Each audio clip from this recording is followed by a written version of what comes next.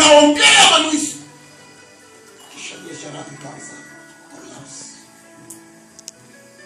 Sasa zingine kabiti kwa watu wanaolewa kwenye ndoa, unasikia mtu anasema ataishi kwenye hiyo ndoa, atadumu kwenye hiyo ndoa, na ukifuatilia mtu yule kama ana Mungu akafuta yale maneno, unashangaa hawezi kudumu. Hawezi. Kwa sababu kuna mamlaka ya upande wa pili ambayo ni dhaifu kwenye mamlaka ya Mungu. Ilitamka neno, kwa sababu kinywa chako wewe kimekosa mamlaka ya Mungu, lile neno linaishi na kuharibu maisha yako.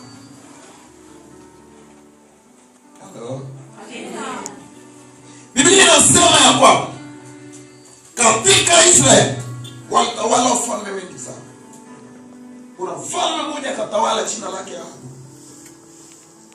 Akaenda akachengea miungu ya bahari madhabahu katika Samaria.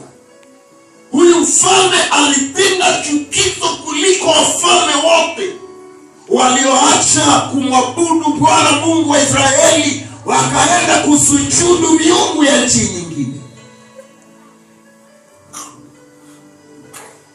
Yakiwa yanaendelea, akatokea mtu mmoja aliyebeba mamlaka ya Mungu, kinywa chake kimejaa maneno ya Mungu, anaitwa Elia.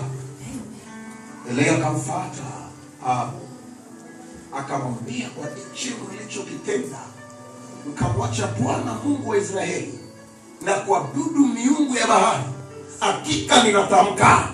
Akumwambia fulani, anatamka. Elia alimwambia yule mfalme, hakika leo ninatoka apata kuwa na mvua wala umande ndani ya nchi hii, na watu wataona kiu na watu wataona njaa kama mlivyokataa Israeli. What the Bible said. Yes. Biblia inasema kama alivyotamka Elia, ndivyo mvua ikonyesha kwenye nchi, wala wakuona umande tena. Njaa ilitokea kali ndani ya nchi ile mpaka kwenye nyumba ya mfalme.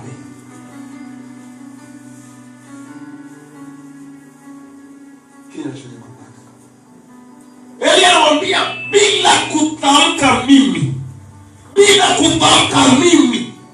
hakuna atakayeweza kutamka, na mvua ikanyesha tena.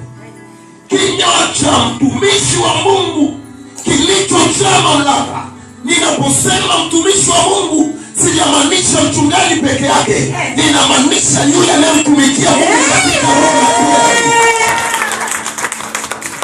Katika roho na kweli,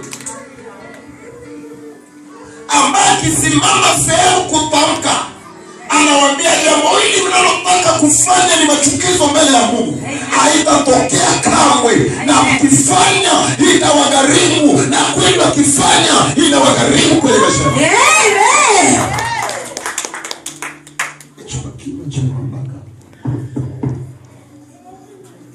Kinywa chenye mamlaka.